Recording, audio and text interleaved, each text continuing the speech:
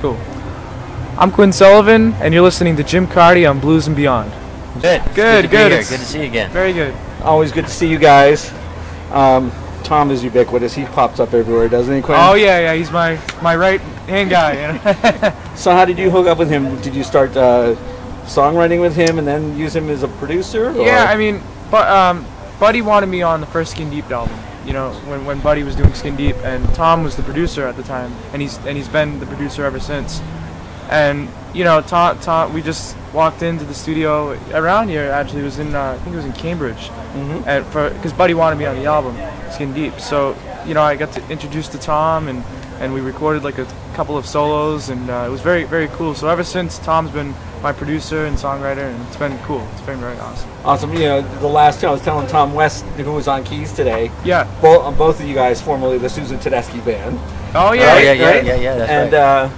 So I said, you know, that nod to Skinnerd. I said that's Tom Hambridge all over again. You've been writing for Skinnerd a lot, right? Yep, absolutely. Yeah, doing a lot of work with them. How's that been going? Oh, it's been going wonderful. I mean, that's a dream come true. I've been working with Skinnerd for. I've wanted to work with them since I was a little kid, and then for the past 10 years or so, I've been working with them. So that's been a joy. Believe me, awesome. Yeah, I think we all dreamed about that growing up. Oh my God, yeah. You know, I get to work with my heroes. You know, so. Right on.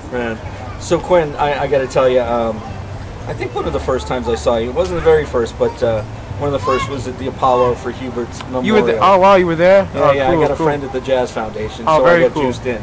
Oh, cool. Yeah, I donate to the right people. So, all right. I love that organization. Yeah. Tell me about that experience, because it was basically Clapton's Crossroads. It was in an intimate venue. Tell me all about it. I think that was one of the coolest parts of it. Intimate venue, as you were saying.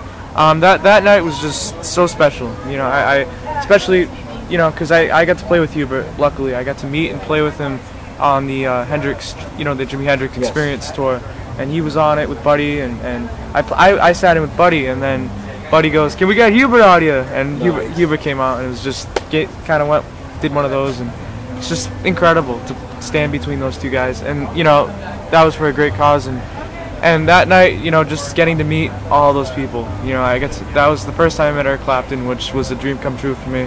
One of my biggest heroes of all time. Totally, you are like in that Clapton neighborhood. Yeah, well, You can't deny that. Oh no, yeah, he's one of my biggest heroes.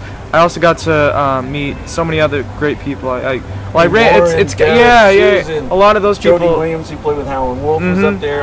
It's kind of funny. You just run into these people, you know, wherever you are, and you just kind of bump into them and say hi. And it was just a really, really cool night. And I actually wasn't really scheduled to play, so Buddy kind of. I got that impression that Buddy just went. My kid's coming with me. It really. That's really what happened. It was just nice. Like he just was like, I don't care what anyone says. I'm gonna bring him on, and that's just how Buddy is, and it's just really beautiful. He's Buddy guy. He can do He is, that. That's yeah. You could have no better mentor in the business. No. He's at the top. Sure. How did that get hooked up? I mean, I met Buddy at a little theater in my hometown, New Bedford, Massachusetts, and I didn't know I was going to get to play with him or meet him or anything like that. So we, my dad knew the owner of the theater, to get us in to meet him. Nice. And Buddy, you know, was just very welcoming. We got to go backstage, and he's just, you know, shook my hand, and I had my little Squire Strat for him. Nice. Because I want $99 special from Target or whatever. Yeah, no, well, it was actually from a music store. Yeah, Buddy signed it, and he was very, very cool, and then he asked me to play a few licks. So I played a few licks for him, and then he said he'd be ready when I call you, and that was it. That was it. Kidding. It really was, and I've heard he does that with kids before, but I had no idea that he was going to do it with me. So it was a very, very special night. Yeah, but I don't think he's given any youngster the attention. Oh no, yeah. I mean, he's given to you. Yeah, normally what happens is you just sit in and that's it. I mean, nothing comes out of it, but a lot of stuff came out of it. It's more than a lot. No, he's managing you, right? Or essentially. My mentor. Yeah. We have a management company and a record company, but he's full on with everything. Totally engaged with the project. Absolutely. Yeah, That's he's very cool. been great, you know, very good. So how many dates a year are you doing with Buddy generally? It really all depends. Most of the stuff is in the summertime. I mean, we're doing a lot of stuff in November and October, but the majority is in the summer. So we this past summer like 25, maybe 30 dates. And probably about 30 shows. 30 shows. And then he's got to go back to school, you know. Yeah, I've already high school. Yeah, You 2 can't weeks, get couple weeks stupid. ago. Go to school. Stay Yeah, at yeah, school. yeah. So we're doing weekends. Yeah, now, you know, exactly. We go out to the weekends. But it works. It With works. buddy, You know, right, it does work. Good, good. Make it work. Yeah, no, I mean, you were younger. Derek Trex was younger when he was on the road. Yeah, And yeah. Jan Rico Scott was his tutor in the van. Oh, I didn't know that. Yeah, Jan Rico was the oldest one in the van. So I he was know. the I one knew that who had that to go was. schooling to help him. Oh, cool. I didn't know that. That's funny. That's cool. You can tease him about that. Yeah, sometime. But you know, that must be a challenge going back to school, and you know, do you get any guff from any kids, or is it like kind of a cool thing? It's actually it's a pretty chill environment in school. I mean, I was getting the aspect that it was going to be this crazy thing, but I mean, I've adjusted pretty well to it. I mean, it's I mean, obviously it's a huge step to go from middle school to high school and being back on from touring. Most kids, you know, aren't on tour. I mean, so, but yeah, I mean, it's worked out pretty well so far. Yeah, and I missed you in Westport. You were sick, and we were supposed to connect then. Yeah. You had a huge week that week. Tell me about that week, man. Yeah, that was incredible. I think what week was that? That week was Red Rocks. Red Rocks. Yeah. All right, just that my didn't brain. stink, right? Little brain. Oh no, that did not stink. So that was. What is it when you're a teenager and you're on Leno or playing Red Rocks? I mean.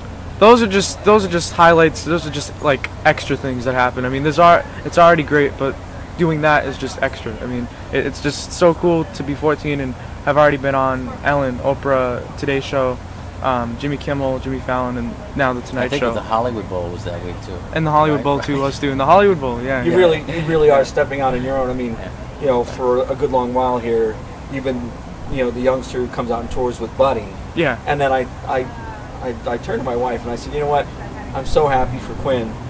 This week is just the quintessential week for him to step out with a new release. Yes. To play on Access, which I think is a wonderful network support. Oh yeah, yes, that was great. And then you know, to be on Leno, and you know, I mean, do you feel as though that this is kind of a coming out this summer for you? Yeah. To be on your own. Yes, I mean definitely. I mean, I think each summer gets bigger and bigger. Like you know, last summer was basically sitting in, but this summer we actually get to open most of the shows. So that was you know, it's step by step, I think. And what's next? Do you have a recording that you're working on, or? Not at the moment, but we're gonna definitely start the new one pretty soon. Yeah, I mean, Getting There's been out since June 18th, so normally we give it about a year and then we start working on the new one. So. And how do you get on the schedule with Tommy, because he's out playing with everybody, but everybody's getting produced by Tom. Yeah, you can answer that. Drinking lots of coffee. What are you doing, man? I do drink lots of coffee, and I we actually make it every morning when we wake up on the bus. We always have coffee going on. yeah. Well, it's you know it's I don't want to waste time sleeping when all these cool things are going on that I get asked to do. Yeah. So if I get asked to produce records for these wonderful artists and write songs for them, or play shows, I try to do it all when I can, and it seems like it's been. Yeah. I mean, I catch a lot of planes and fly from coast to coast and get in the studio and then fly back out and we can do shows and it seems to work, you know. There you go. Yeah. So. Yeah. What else could you ask for? Yeah. No, you can't ask for any more. You see what life is going to be like here soon enough. Oh yeah. Yeah. If it isn't already, right? Yes. Yeah. Oh yeah. For sure. Well, I appreciate the time, Quinn. Hey, thank you so much. Yeah. Thank you. Much success, Tom. Cool. Hey, this is Tom Hambridge, and I love listening to Jim Carty on Blues and Beyond.